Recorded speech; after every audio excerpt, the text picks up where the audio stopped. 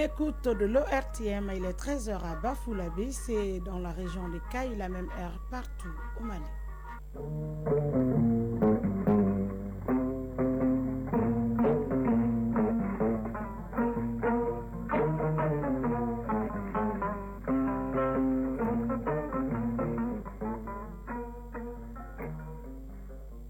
Le journal Aïssata Saliou Maïga. Mesdames et messieurs, bonjour et très ravi de vous retrouver pour cet instant d'information. Le Premier ministre, ministre de l'Administration territoriale et de la décentralisation, le général de division, Abdoulaye Maïga, a présidé hier après-midi à la primature la réunion mensuelle avec le secteur privé. L'objectif de la rencontre est de nouer un partenariat fécond entre le secteur public et privé en vue de satisfaire les besoins fondamentaux de la population.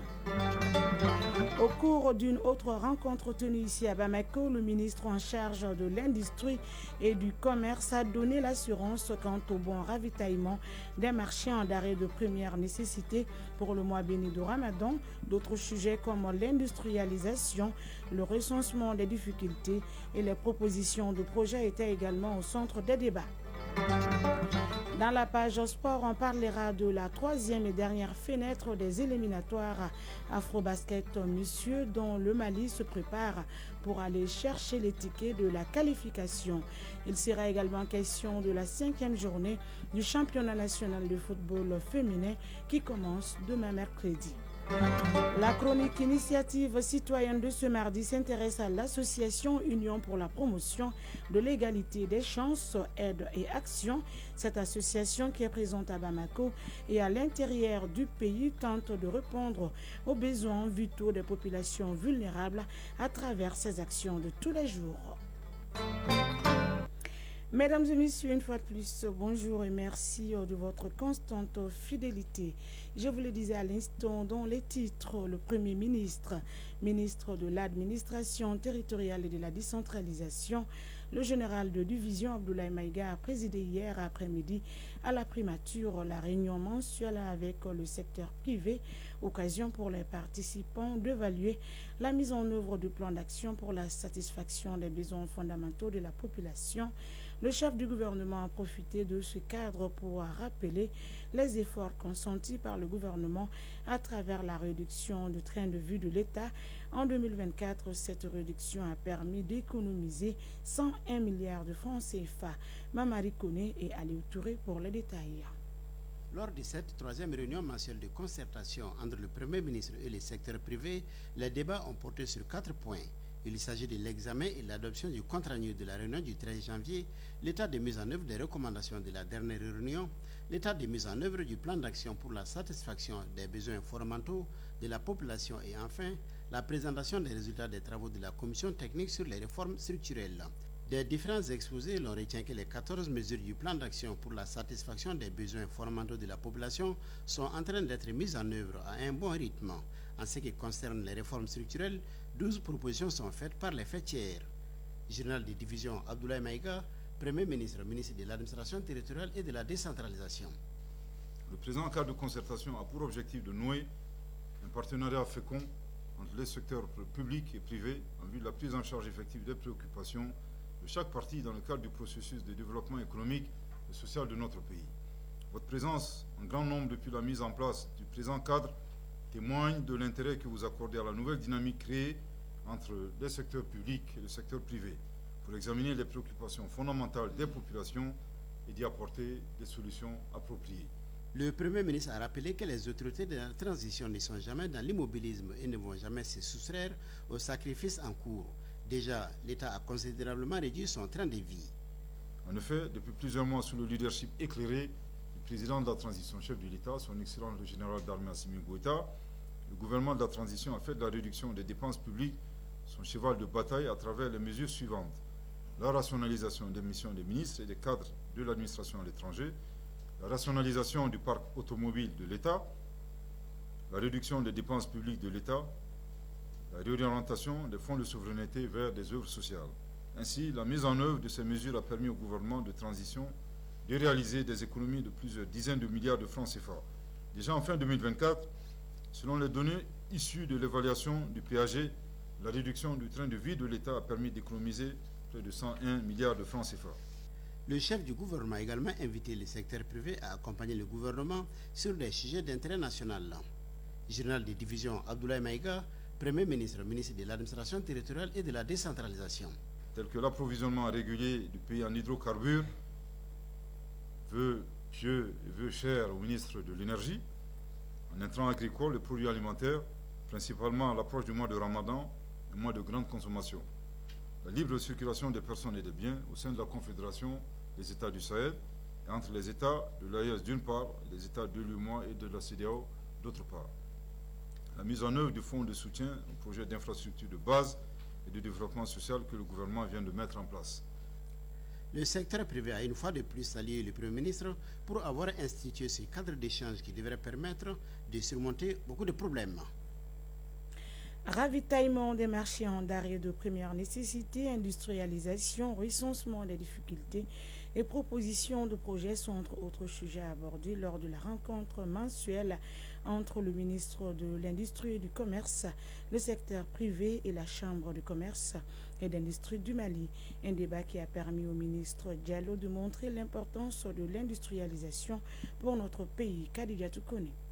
Veille du mois de Ramadan, le gouvernement et le secteur privé s'emploient à l'approvisionnement correct des marchés en denrées de première nécessité. D'ores et déjà, l'assurance est donnée par Moussa Alassane Diallo, ministre de l'Industrie et du Commerce. Par anticipation, nous avons envisagé un certain nombre de mesures, qui sont des mesures à la fois de régulation, mais aussi des mesures d'approvisionnement du marché. Comment assurer l'approvisionnement du marché correct en denrées de première nécessité et sur l'ensemble du territoire national pendant tous les mois, au-delà du mois, pour le reste de l'année.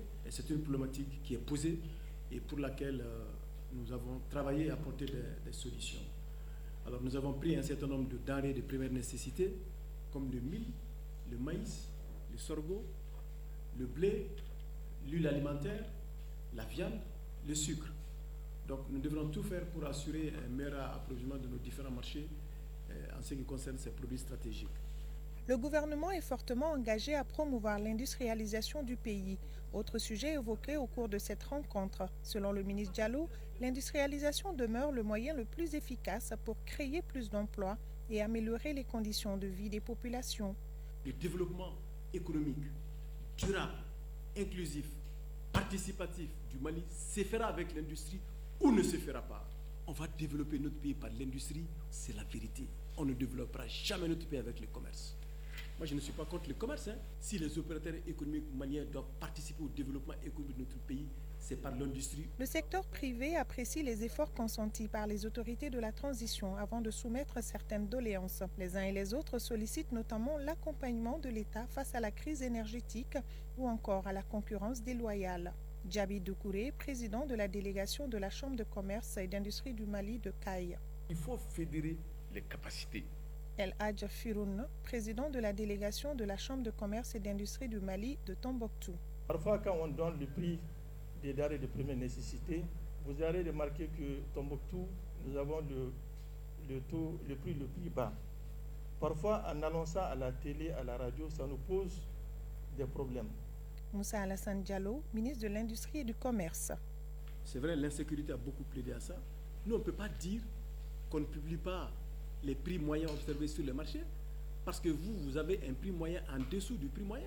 Toute chose n'est pas par ailleurs égale. Vous ne payez pas de taxes, vous ne payez rien du tout. Votre économie est une économie à la fois informelle et dominée par la fraude et la contrefaçon. Pour sa part, le président de la Chambre de commerce et d'industrie du Mali rassure que sa fêtière poursuivra son soutien aux autorités de la transition pour toute initiative allant dans le sens du développement. Mandjou Sempara.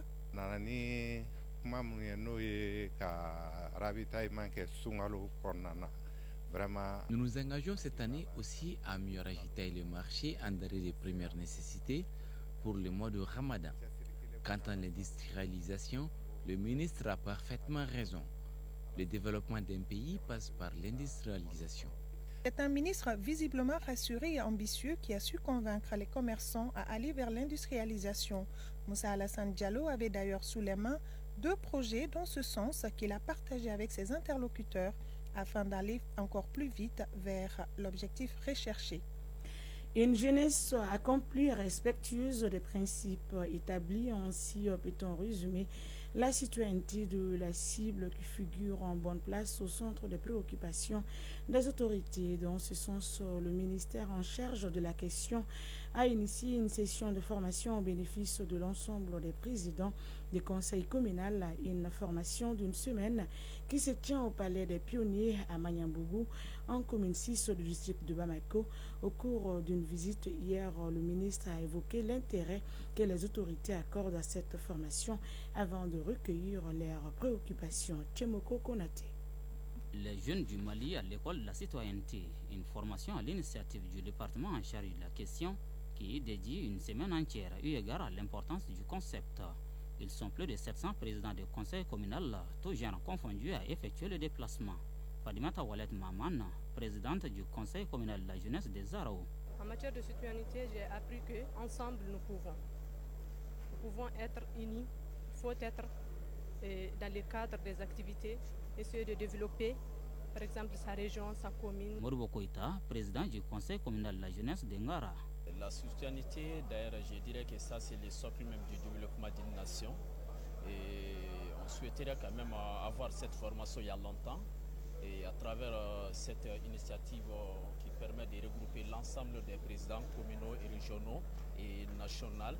Donc cela nous a permis vraiment de développer notre compétence de vie, notre développement personnel. Cette formation initiée dans le but de contribuer à façonner un nouveau type de citoyen semble donc produire son impact sur les participants. Une assurance pour le ministre des tutelles Abdul Kassim Ibrahim Fomba qui en est l'initiateur. Le message du président de la transition est assez clair par rapport à la jeunesse. Le point principal de la jeunesse aujourd'hui dans le cadre de sa mission de façon globale. Pour pouvoir développer un pays, il ne s'agit pas de regarder à faire bouger le pays dans son ensemble. C'est de voir là où nous sommes, le travail que nous avons, les missions que nous avons, missions en tant que représentants de la jeunesse de leur communauté. Comment animer cette jeunesse-là et comment amener cette jeunesse-là dans un esprit d'implication et d'engagement dans le cadre du développement de leur communauté. En rencontrant ce lundi les responsables des jeunes, le ministre Fomba voulait aussi recenser leurs préoccupations notamment relatives à la question d'emploi. Prêtant une oreille attentive, le ministre a invité les jeunes à plus d'initiatives avant d'évoquer les actions en cours au sein du département et les nouvelles mesures devant être prises pour absorber le taux de chômage des jeunes. Une des premières mesures, c'est déjà de remonter aujourd'hui tous ces échanges que nous avons eus avec la jeunesse, en partageant ça avec les différents départements concernés. La deuxième chose, je pense que c'est d'essayer de voir un programme global de réponse qu'il faut avoir et ce programme global en mettant les responsabilités de chaque département là-dessus. Mais nous avons aujourd'hui 2 documents, un tout dernier qui a été fait l'année dernière, qui sont les états généraux de la jeunesse. Je pense que beaucoup de ces recommandations ici se retrouvent déjà dans les états généraux de la jeunesse. En attendant la fin de cette formation des jeunes prévue pour ce mardi, le ministre et ses interlocuteurs se quittent dans l'espoir de se retrouver bientôt pour d'autres questions des jeunes. Une délégation ministérielle composée des ministres des Mines, de la promotion de la femme, de l'enfant et de la famille, ainsi que la ministre en charge de l'environnement, était hier à Kéniéba où est survenu samedi l'effondrement des sites d'exploitation d'or qui a fait 41 victimes, dont 40 femmes. La délégation, lors de la mission, a rencontré les 3 villages endeuillés pour leur présenter les condoléances de la nation et les a exhortés à respecter les normes dans le domaine de la recherche minière. Le point de nos envois spéciaux avec Ali Djoumatina et Aruna Diara. Les communautés endeuillées suite à l'effondrement d'un site aurifère qu'exploitaient illégalement les Chinois dans la commune de Dabia, cercle de Kéniéba, ont reçu la visite d'une mission avec à la clé 3 ministres. La délégation s'est rendue tour à tour dans les 3 villages endeuillés que sont Blalisanto, Blalikoto et Talato.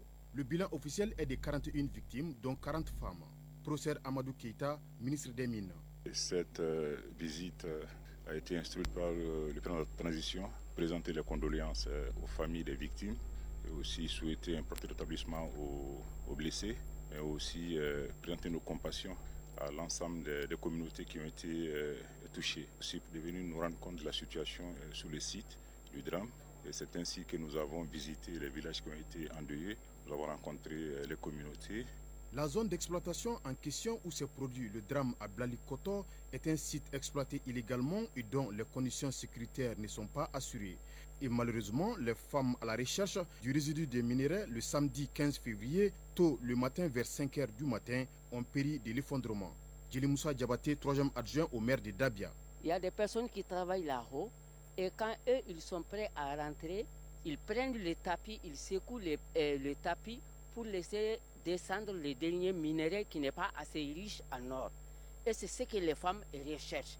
Pendant que les femmes étaient en train de récupérer ce minerai-là, en dessous, alors il y a eu un éboulement. Professeur Amadou Keita, ministre des Mines. Nous avons observé justement cette grande excavation qui sert donc de carrière pour l'extraction du minerai et aussi un autre endroit où la boue est rejetée. Et donc nous avons aussi pris langue avec les différents responsables pour essayer de comprendre les raisons de la présence donc, des exploitants illégaux sur le site. L'exploitation illégale, outre des pertes en vie humaine, engendre également d'autres conséquences comme la dégradation de l'environnement. Doumbia Mariam Tangara, ministre en charge de l'environnement. On doit se donner la main pour préserver, en tout cas pour protéger les travailleurs qui sont dans les sites aujourd'hui, qui sont la plupart des femmes et des jeunes. Et les excavations là, c'est sûr que ça dégrade les terres. Les plantes aussi, les arbres sont complètement détruits ici. Diara Djeneba Sanogo, ministre en charge de la promotion de la femme. C'est vraiment aussi triste de me rendre compte que cette activité est majoritairement pratiquée aussi par les femmes pour subvenir à leurs besoins. Donc, suite à ça, je pense qu'avec les différents acteurs qui sont concernés pour ce problème-là, nous allons mener des réflexions pour voir quelle stratégie développer afin d'éviter ce genre de situation. L'exploitation illégale devenue récurrente avec ses nombreuses conséquences, occasion pour le ministre des Mines de rassurer que l'État jouera sa partition afin d'assainir le secteur. Le président de la transition a manifesté sa solidarité en donnant 1 million de francs CFA aux 3 villages endeuillés pour les autres cérémonies de sacrifice. À Caille, le chef de l'exécutif régional en compagnie d'une délégation composée du président du conseil d'administration de la SOMAGEP, du directeur national de l'hydraulique et d'une représentante du ministre de l'administration territoriale et de la décentralisation a effectué une visite dans la commune rurale de Bafoulabé. L'objectif, s'enquérir de l'état d'avancement des travaux des logements sociaux, de la station de pompage d'eau potable de Maïna et voir l'évolution de la révision des listes électorales. Issa Diakité. Le chef de l'exécutif régional, accompagné d'une forte délégation, a mis le cap d'abord sur la mairie de la commune rurale de Bafoulabé. Sur place, il a procédé à la supervision des opérations de la relecture des listes électorales avant d'aller visiter le chantier des logements sociaux. Général de brigade Moussa Soumaré, gouverneur de la région de Caille. C'est une opération qui se fait chaque année, durant le 4e trimestre de l'année. Mais cette année, compte tenu de l'engouement, de certaines difficultés techniques, le gouvernement a bien voulu prolonger cette opération jusqu'en fin février. Nous avons pu constater que les agents étaient sur place avec les documents, mais nous avons relevé quelques difficultés, notamment cette timide participation de la population. C'est pourquoi nous voulons juste lancer un appel pressant de l'ensemble du cercle de Bafoulabé, que chacun puisse s'y mettre à jour. La deuxième activité a consisté à la visite des travaux de rénovation des logements sociaux. À ce niveau, nous avons constaté que les travaux n'évoluent pas.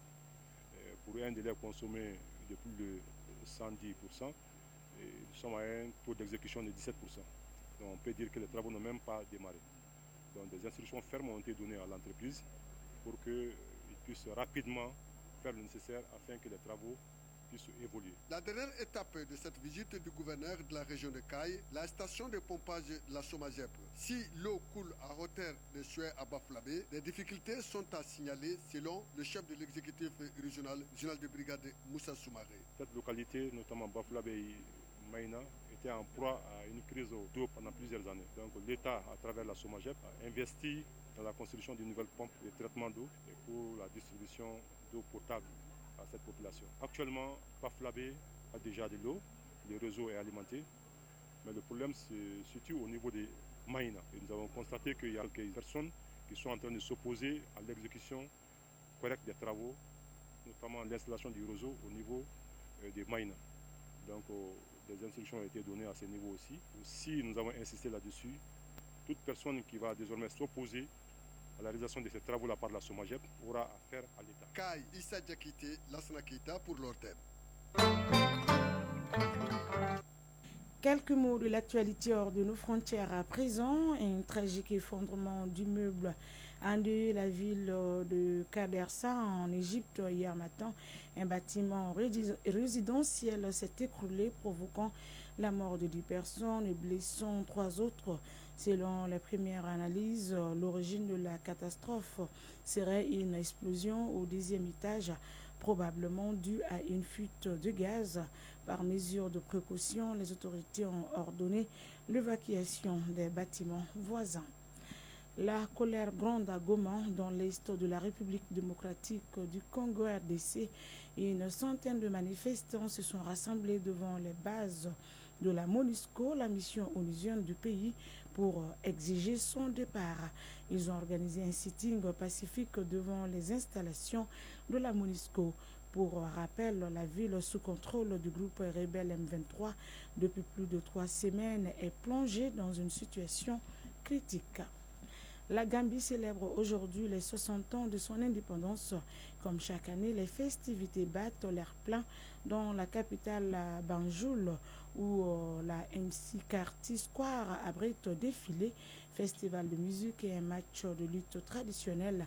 Cette date symbolique est aussi l'occasion d'un bilan pour le président Adama Barrow, qui dirige le pays depuis 2017.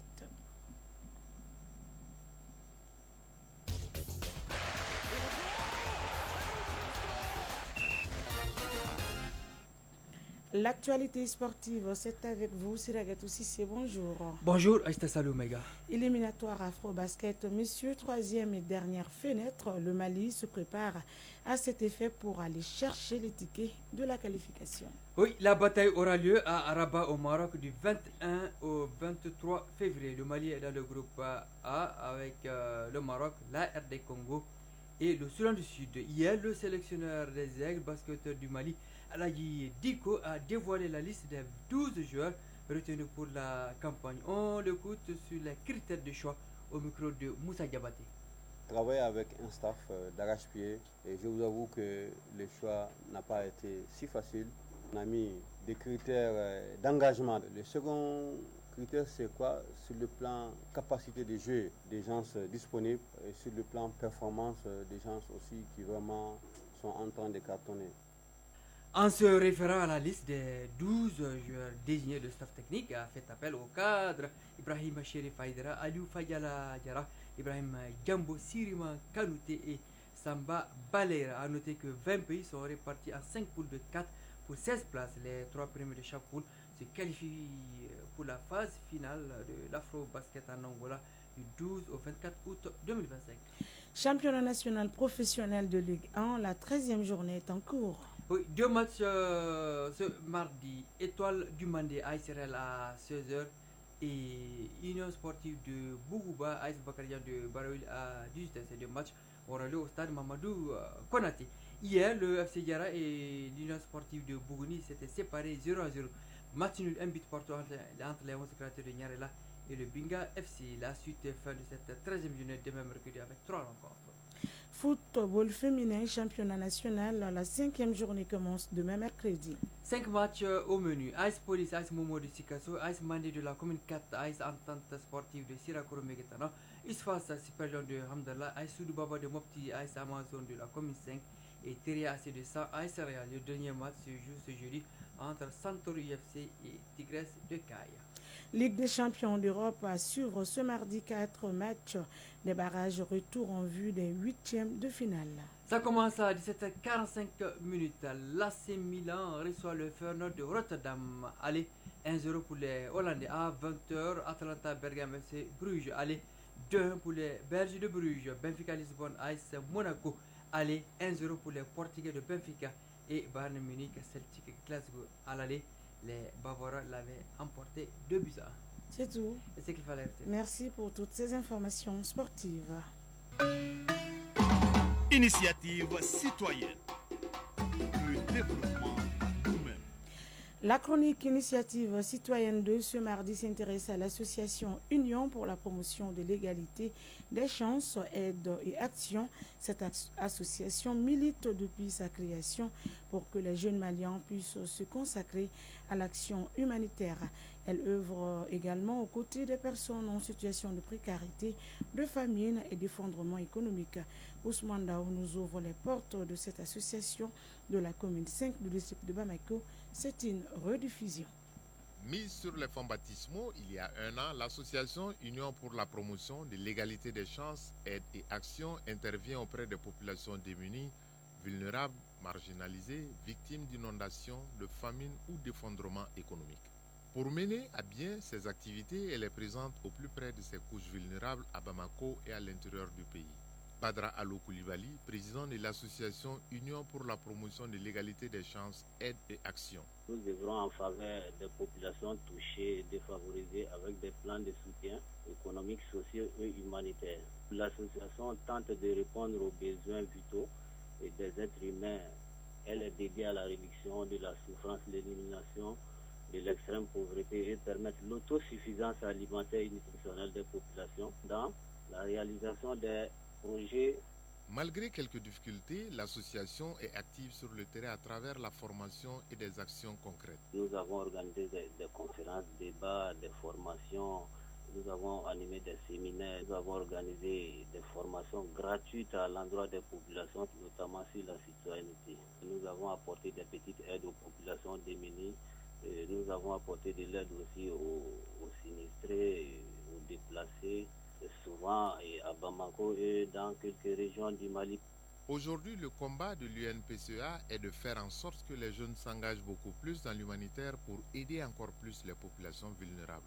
Badra Alou Koulibaly, président de l'association Union pour la promotion de l'égalité des chances, aide et action. C'est que les jeunes Maliens s'investissent aussi beaucoup dans l'humanitaire parce que les moments que le pays traverse en ce moment-là, et tout le monde le sait, et il faut que les jeunes Maliens se donnent la main, il faut qu'ils travaillent ensemble, il faut qu'ils s'investissent dans l'humanitaire. Il y a des populations qui sont là qui en ont besoin. En attendant, l'association Union pour la promotion de l'égalité des chances, aide et action continue son chemin pour soutenir et aider davantage les populations vulnérables. Point final à cette édition qui vous a été présentée par Aïssata Salou Maïga. Sa mise en onde a été assurée par Alimata Ouattara. Mise en ligne, Badi Touré. Réalisation, Maïmouna Diallo. Coordination, Ousmane Dao. Merci d'avoir été des nôtres. Et à très vite sur les antennes de l'ERTM pour d'autres informations encore plus poignantes d'ici et d'ailleurs. D'ici là, prenez bien soin de vous et des autres. Restez connectés surtout. Kani Keita et Adaman Koulibaly seront là pour les avis et communiqués et divers.